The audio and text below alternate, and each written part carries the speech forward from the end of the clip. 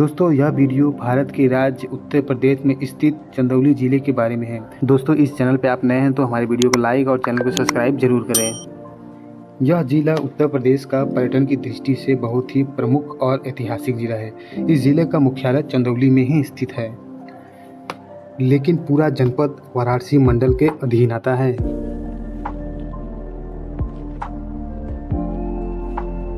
दोस्तों पहले जनपद चंदौली वाराणसी जनपद का ही हिस्सा था, लेकिन फिर इसे प्रशासनिक प्रयोजन के लिए वर्ष 1957 में तत्कालीन मुख्यमंत्री मायावती ने वाराणसी से अलग कर चंदौली जिले का गठन किया और जिसका मुख्यालय चंदौली को ही बनाया गया। इस जिले के पूर्वी और दक्षिणी हिस्से में मां गंगा प्रवाहित होती हैं। दोस्तों इस जिले से संबंधित अनेकों कथाओं के अतिरिक्त यहाँ प्राचीन काल के मूल्यवान धरोहर के प्रमाण भी पाए गए हैं। पूरे चंदौली जिले में प्राचीन समय के ईंट के अन्वेषण पूरे जिले भर में जहां तहां बिखरे हुए हैं और इस जिले के बहुत से भागों का इतिहास अभी भी अज्ञात है। और दोस्तों यहीं पे कई जगहों पे बड़े बड़े तालाब और बड़े बड़े कुंड हैं, जिसके बारे में यहाँ के लोगों में कई लोक कथाएं हैं। इसी जिले में एक क्षेत्र बड़ुआ के नाम से जाना जाता है, जो कि बहुत ही प्राचीन क्षेत्र माना जाता है। यह क्षेत्र सकलडीहा से लगभग 22 किलोमीटर दक्षिण गंगा तट पे स्थित है। दोस्तों इस क्षेत्र को प्रमुख हिंदू धार्मिक स्थान माना जाता है। दोस्तों यहाँ की मान्यता यह है कि पूरे भारत में माँ गंगा केवल 2 ही जगह ऐसी है जहाँ से माँ गंगा पूरब से पश्चिम की ओर बहती है, जिसमें से एक क्षेत्र चंदौली है और दूसरा क्षेत्र प्रयागराज है। यहीं पे हिंदू धर्म का एक धार्मिक मेला हर वर्ष माघ महीने के मैनी अमावस्या के दिन लगता है। दोस्तों माना जाता है कि इस जगह पे स्नान करने से व्यक्ति के सारे पाप धुल जाते हैं और पुण्य की प्राप्ति होती है। दोस्तों इसी क्षेत्र में एक महान एवं प्रसिद्ध संत का जन्म हुआ है, जिनको अघोरेश्वर संत बाबा कीनाराम के नाम से जाना जाता है।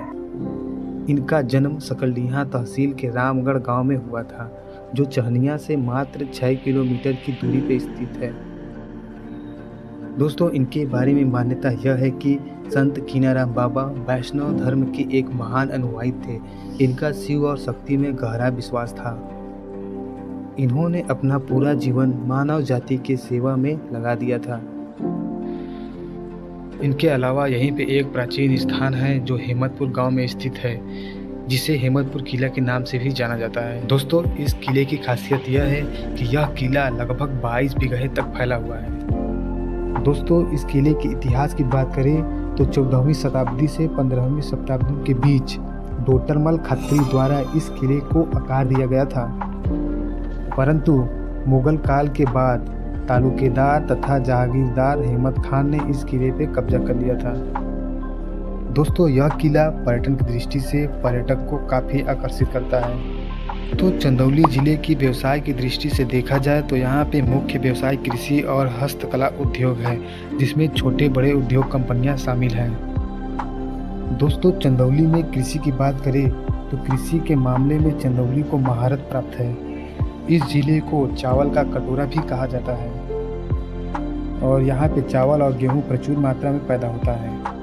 दोस्तों अगर उद्योग की बात करें तो यहाँ पे छोटे बड़े कई उद्योग स्थित हैं, जो कि रामनगर इंडस्ट्रियल एरिया से लेकर जूनाथपुर तक फैला हुआ है, जिसमें सोडा वाटर, सूती वस्त्र, ऊनी रेशमी कपड़े, कृत्रिम धागों से बने वस्त्र, रासायनिक उद्योग और रबड़, प्लास्टिक आदि का उत्पादन किया जाता है। दोस्तों चंदौली में पर्यटन की दृष्टि से देखा जाए तो यहाँ पे स्थित चंद्रप्रभा राष्ट्रीय उद्यान स्थित है, जो चंदौली को पर्यटन की दृष्टि से एक महत्वपूर्ण जिला बना देता है। यहाँ पर देवदरी और चंद्रपुर वन्यजीव अभयारण्य बनाया गया है। यह अभयारण्य एशियाई शेरों को बचाने के लिए स्थापित किया गया था। और दोस्तों यहीं पे स्थित लतीफ शाह डैम, जो भारत के सबसे पुराने डैम में से एक है। यह डैम 1921 में बनाया गया था। इसी स्थान पे लतीफ शाह का मकबरा, यह मकबरा एक सूफी संत हजरत लतीफ शाह बीर रहमतुल्लाह से संबंधित है। इसी जिले में स्थित एक क्षेत्र पड़ाव है, जहां पर पंडित दीनदयाल उपाध्याय जी का लगभग 80 फीट ऊंची मूर्ति बनाया गया है, जो पर्यटकों के लिए एक आकर्षण का केंद्र बनता है। दोस्तों चंदौली की भौगोलिक स्थिति की बात करें तो यह लगभग 2484 वर्ग किलोमीटर में फैला हुआ है। यहाँ पे लगभग 1651 गांव स्थित है। दोस्तों आज के समय में चंदौली वाराणसी, मिर्जापुर, सोनभद्र, गाजीपुर और बिहार राज्य से अपनी सीमाएं साझा करता है। और यहाँ की प्रशासनिक विस्तार की बात करें तो कुल 5 तहसील और 9 ब्लॉक स्थित हैं, जिसमें 16 पुलिस स्टेशन भी शामिल है।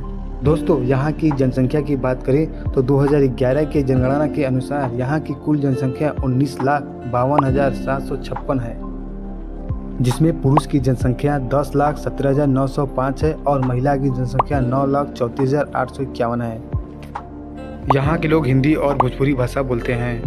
दोस्तों, जनपद चंदौली में आवागमन की दृष्टि से देखा जाए तो यहाँ पे आवागमन की तीनों सुविधाएं उपलब्ध हैं, जिसमें रेल मार्ग सबसे महत्वपूर्ण है। यहाँ पर स्थित पंडित दीनदयाल उपाध्याय जंक्शन, जिसे मुगल सराय के नाम से भी जाना जाता है, यह भारत का सबसे मुख्य रेलवे स्टेशन माना जाता है। दोस्तों, यहीं पे भारत की सबसे बड़ी रेलवे लाइन और भारत की सबसे विशालतम रेलवे स्टेशन इसी जंक्शन को माना जाता है।